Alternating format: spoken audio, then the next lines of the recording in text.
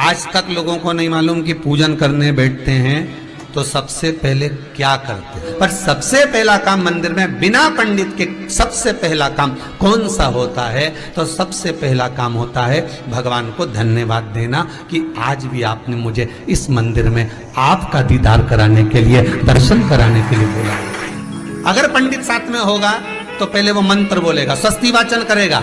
स्वस्ति वाचन करने में उसको अर्थात भगवान के लिए भी प्रसन्नता और आपके लिए भी प्रसन्नता। पर आपके पास कोई ब्राह्मण नहीं, आपको कोई स्तुति नहीं आती, आपको कोई मंत्र नहीं आता, आपको कोई साधना नहीं आती, आपको कोई तप नहीं आता, पर आप इतना तो कर सकते हो कि भगवान के मंदिर में जाकर उनको धन्यवाद दे सकते हो कि तेरी कृपा है जो मुझे चलकर यहां तक बुला लिया, 2 कदम चलाया, यहां तक बुलाया, ये तेरी कृपा है। और बड़ी कृपा करी जो डलिया भर के पूजन का सामान भी लाई, बड़ी कृपा करी जो दूध भरकर भी लाई, बड़ी कृपा करी जो कलश भरकर भी लाई। कितने लोगों का फायदा है कलश भरकर मंदिर ले जाने में? देखिए जरा कितने लोगों का फायदा। हिंदू धर्म में विष्णु पुराण में, पद्म पुराण में लिखा है, सौभाग्यवती नारी जब भरा हुआ पानी का लोटा लेकर कलश लेकर जाती है और उसको देखकर कोई व्यक्ति निकल कर चले जाता है तो जिस काम के लिए जाता है वो काम सफल हो जाता है। मंदिर का ही लोटा, मंदिर का ही पानी, सिर पे पल्लू लेके हर हर महादेव बस शिव जी के चढ़ा रही और इतने प्रेम से रिझा रही। अब फ्री का पानी था तो एक लोटे में मन भी नहीं माने। अरे करा तो भगवान के सम्मुख में पहुंचकर अगर आप जल का पात्र भी लेकर जा रहे हो, भरा हुआ लेकर जा रहे हो, तो कितनी प्रसन्नता की बात।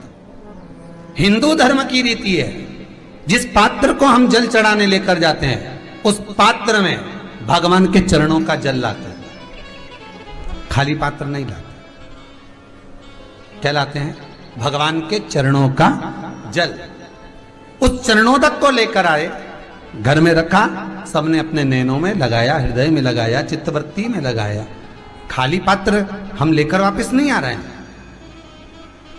शिव मंदिर में जब जब जाओ, जल चढ़ाने के लिए जाओ, पात्र तुमने शंकर जी को पूरा पानी चढ़ा भी दिया तो शंकर के चरणारविंद का थोड़ा सा जल पात्र में डाल के भले 2 बूंद लाओ, 4 बूंद लाओ, इतना सा लाओ, पर लाओ और उसको पूरे परिवार के नेत्रों में जब लेकर आए हो चरणोदक तो लगाओ। पर खाली पात्र नहीं लेकर आना। खाली पात्र लाने में ध्यान दीजिए, जब आप पूरा जल समर्पित कर देते हैं, जल समर्पित भी पूरा करना है, भगवान को चढ़ा रहे हो तो पूरा समर्पण होना चाहिए, पूर्ण समर्पण। इसलिए शंकर भगवान को अधूरा समर्पण नहीं, इसलिए श्रीफल भी पूर्ण चढ़ता है। शंकर जी के मंदिर में श्रीफल नहीं फूटता, पूर्ण श्रीफल, बेलपत्री भी पूरी, चावल का दाना भी चढ़ेगा तो आखा, फल भी चढ़ेगा तो आखा, फूल भी चढ़ेगा तो आखा। भगवान को कोई चीज खंडित नहीं चढ़ती, शिव जी को जल भी चढ़ेगा तो पूर्ण। जिस जल को चढ़ाने के लिए लेकर गए उसको बचा कर नहीं लाना है शिव मंदिर में से, संपूर्ण भाग, क्योंकि भगवान के चरण की रज जब हमारे घर में प्रवेश करेगी तो हमारा आत्म कल्याण तो स्वतः ही हो जाएगा। शिव करुणा कर ही देंगे। पर कई लोगों की आदत रहती है, और आपने भी गलती करी होगी, गए होगे, चढ़ाकर भी आए होगे, पूरा पानी भी उंडेल कर आए होगे, चढ़ा भी दिया, छोड़ भी आए, पर लेकर नहीं आए होगे।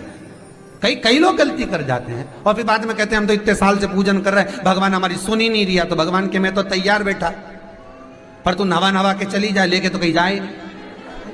तो भगवान थोड़ी ना कहेगा कि तू मेरे पास में आए तो मेरे चरण की रज लेकर जा। भगवान थोड़ी ना कहेगा कि मेरे पास में आकर तू ये लेकर जा। भगवान तो कहेगा मेरे पास में आया है, मांगना कुछ मत, बस मुझे जो स्नान कराया है मेरा चरणोदक लेकर जा, छीट दे पूरे घर में, संपदा भरना मेरा काम है। जहां मेरी चरण की रज पहुंच गई वहां संपदा स्वतः पहुंचती है, मैं वहां पहुंच जाता हूं।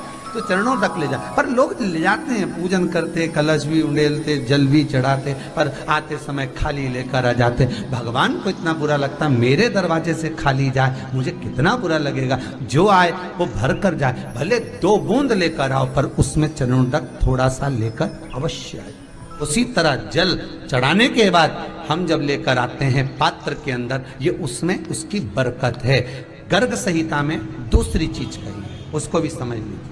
गर्ग संहिता में कहा गया, जब आप घर से जल लेकर जाते हो भरकर, तो ये सृष्टि की जितनी नदियां हैं, पृथ्वी पर जितनी नदियां विद्यमान हैं, जितने तालाब, जितने सरोवर, जितने कुंड, जितने विराजमान हैं, उन सारे तीर्थों का जल जब आप घर से लेकर निकलते हो तो वो तीर्थ का संपूर्ण जल आपके कलश में आ जाता है। और जब आप उस जल को शिव पर समर्पित कर देती हो और 2 बूंद चरणादक लेकर जब जाती हो तो शिव महापुराण गर्ग संहिता पद्म पुराण कहती है वो जल साधारण नहीं रहता, वो गंगा जल बनकर तुम्हारे घर को पवित्र करने के लिए पहुंच जाता है। वो पवित्र गंगा जल बन जाता, उसको लेकर प्रवेश कर जाओ। हम बार बार कहेंगे भगवान के मंदिर जब भी जाओ ना, चेहरे पर प्रसन्नता होना चाहिए।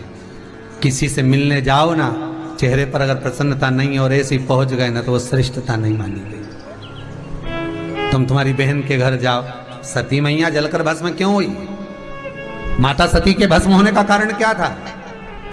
सती को पिता पर जितना क्रोध आया उससे ज्यादा क्रोध सती माता को अपनी बहनों पर आया कि मेरी इतनी बहन, ये 60 की 60 बहन मेरे सामने खड़ी रही और मैं आई तो प्रेम से मुस्कुराई तक नहीं। आप किसी के यहाँ जाओ और कोई के यहाँ पहुंचे और जाते से ही आप उस पहुंचे और कहा जी जी राधे राधे, जय श्री कृष्णा, हर हर महादेव, श्री शिवाय नमस्तुभ्यम, ओम नमः शिवाय आपने बोला और उसके चेहरे पर प्रसन्नता नहीं आया तो ऐसे घर में जाने से कोई फायदा है क्या? और आप किसी के यहाँ जा रहे हो तो आपके चेहरे पर भी प्रसन्नता होना चाहिए, सामने वाले को तो हो, आपके भी चेहरे पर भी। मंदिर में जब जब जाएं, गुरु के दरवाजे पर जब जब जाएं, परमात्मा के चरणारविंद में जब जब जाएं, माता पिता के चरणों में जब जाएं, घर के बुजुर्गों के पास जब जाएं तो तुम्हारे चेहरे पर प्रसन्नता होना चाहिए। भगवान को भी लगे दुख भले है इसको,